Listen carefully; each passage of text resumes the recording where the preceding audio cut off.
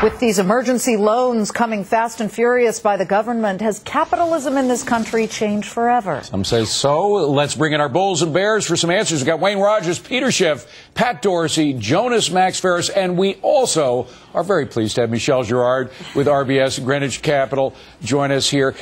Let me go to you, Wayne, because it is a philosophical question here, and we just heard Mario Gabelli say, look, you know, we've been through these tough times before. He was there in times that maybe weren't challenged exactly the same way, but in which people said the sky's falling.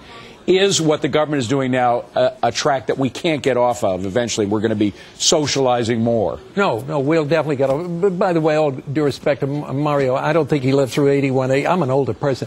We lived through 81, 82. That's kind of you to say, but I think he did. But anyway. Well, in 1974, you remember interest rates went to 16%. Wait a minute, you're saying Mario wouldn't remember, but I would. Yeah. Thanks a lot, Wayne. In 81, 82, they went to 22%. We've been through these kind of crises before. Yes, this we will get through, but this is major because it's world. The problem that occurred, two things occurred. The government, the Congress, if you will, has allowed everything to get, quote, too big to fail. Antitrust was not done. It becomes now a world crisis, not a national crisis, not a local crisis.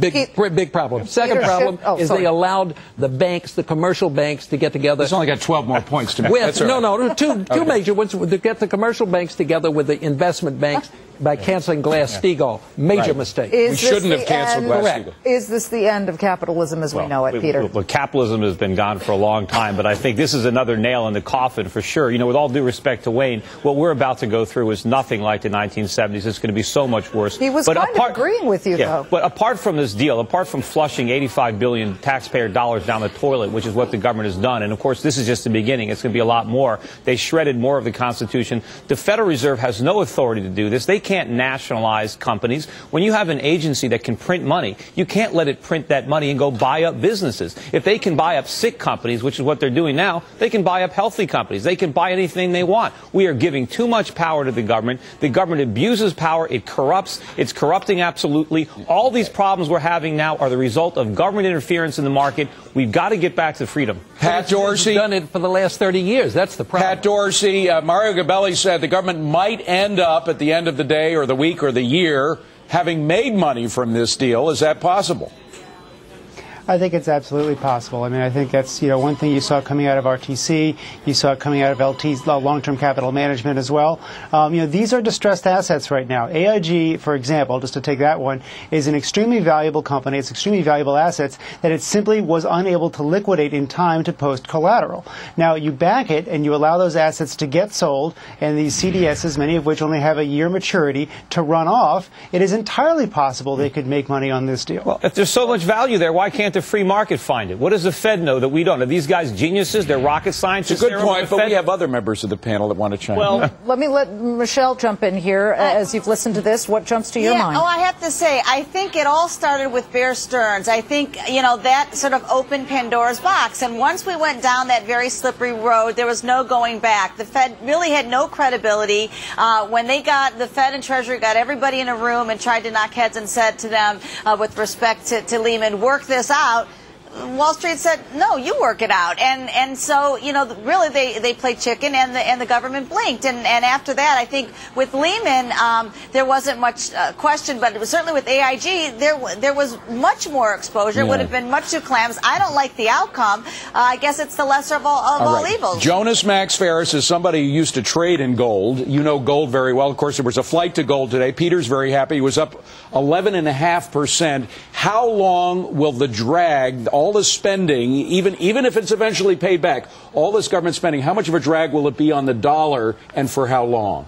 I still think the dollar is ultimately going to be the #1 currency, because when there's a true global panic, this is still the country. But that aside, let's go to the philosophical issue. This will sound vaguely communist, but I assure you, capitalism changed in 1907 during the first big panic and changed fundamentally in 1929 with the Depression. It hasn't been the same ever since, because free market, unregulated capitalism, I hate to say it, collapses in on itself in speculative bubbles, and has happened throughout history, and it happened as recently as Russia when I was there in the 90s before they got bigger government going on there. Free market capitalism. That was crony capitalism. Well, when you have, to Wayne's point, which is excellent, when you have unregulated mergers and companies get too big and the gambling gets too high, it always ends in catastrophe, and then the government's always there to pick up the pieces. Now, the government's to blame on some of this real estate bubble stuff, but without the government right now, we'd be at Dow 5000. All right, our vaguely communist friend, we have to cut you off because we got a hard break. Here's a switch. Oil.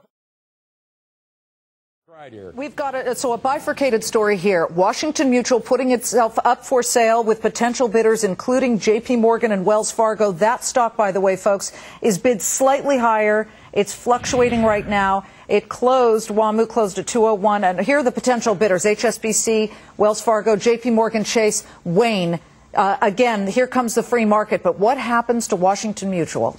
Well, I think one of these has to happen. Listen, TPG, the so-called Texas Pacific Group, which was its name before they said, you know, the analog, has got money in Washington Mutual at a much higher price. When they did the first round to help Washington Mutual, they came in with a lot of money. They're going to take a heck of a beating. $8.75 each is what they and they're going to. So they're taking a beating right now. They are going to do everything they can to help this situation. Pat Dorsey, J.P. Morgan in talks with Wachovia. That again, not totally shocking, but you knew John Mack was working it all day long.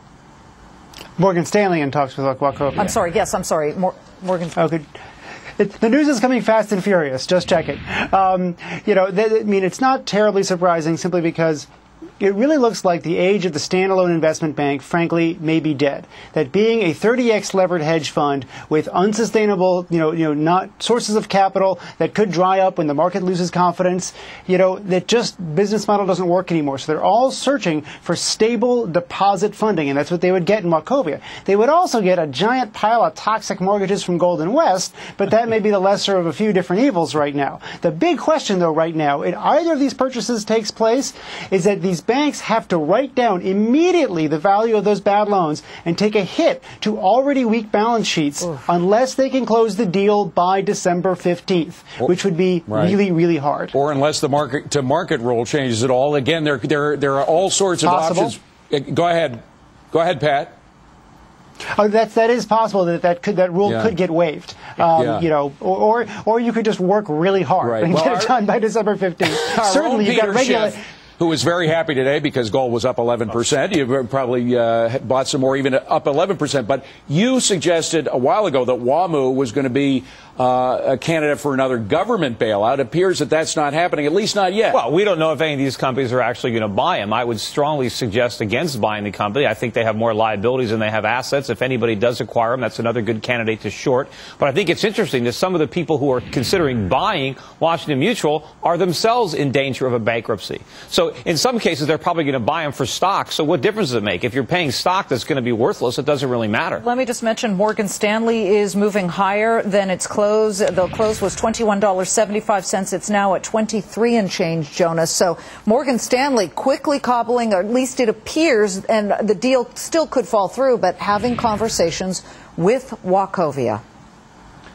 I don't think there's a solution for WAMU that doesn't involve some sort of government help because, like I said about Lehman a few weeks ago, it is technically worthless. It might be worth something in an acquisition because you get in depositor bases, which is a good point.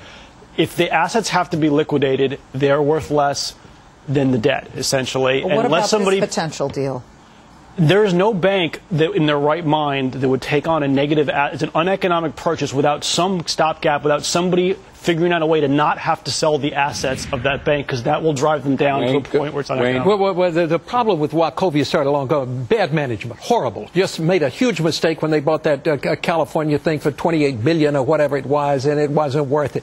It's a disaster. There are going to be multiple lawsuits out there of class action lawsuits and everything. The best thing they could probably do is get together with Morgan Stanley. The only thing that scares me about this, the market is telling me Morgan Stanley took a huge hit. It's off, 30-40%. Even though it's up in after. Yes. That's, and John Mack is he went to school in North Carolina, and Wachovia is located, as you well know, in Charlotte, North Carolina. There's some connection there. They will probably make some kind of a deal. Whether it's good or bad, I can't tell. When I look at those balance sheets, they both scare me.